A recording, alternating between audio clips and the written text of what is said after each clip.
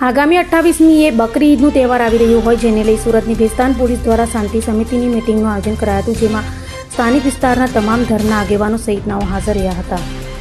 આગામી 28મીએ મુસ્લિમ બિરાદરોની બકરી ઈદનો તહેવાર આવી રહ્યો હોય જેને લઈ શાંતિપૂર્ણ માહોલમાં તહેવાર સંપન્ન થાય તે માટે સુરતની ભેસ્તાન પોલીસ દ્વારા શાંતિ સમિતિની બેઠકનું આયોજન કરાયું હતું.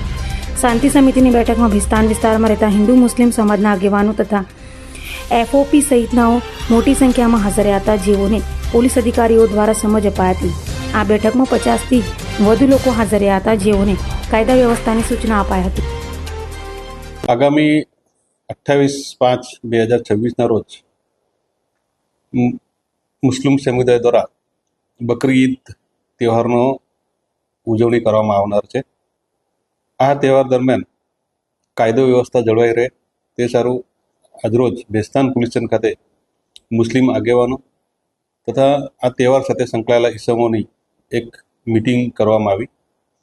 આ મિટિંગમાં ગુજરાત રાજ્યમાં આપણા ગૌવંશ હત્યાનો કાયદો અમલમાં છે તે બાબતે પોલીસ બહુ જ સતર્ક છે અને આ કાયદો અમલમાં લાવવામાં કટિબદ્ધ છે તે બાબતની બધાને સૂચના આપવામાં આવી.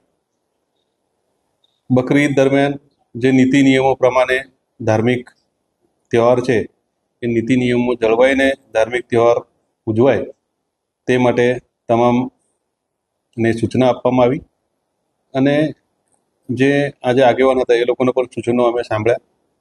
એ બાબતે બંને સાથે મળી આ તહેવારમાં કાયદો વ્યવસ્થા જળવાઈ રહે તે સારું તમામને સૂચના આપવામાં આવેલ છે. અભય થઈને નિષ્પક્ષતાથી નિરપેક્ષ રીતે વાસ્તવિકતાનો અરીસો રૂપી સચોટ માહિતી લાવતો સત્યની સાથે અભય ટાઈમ્સ.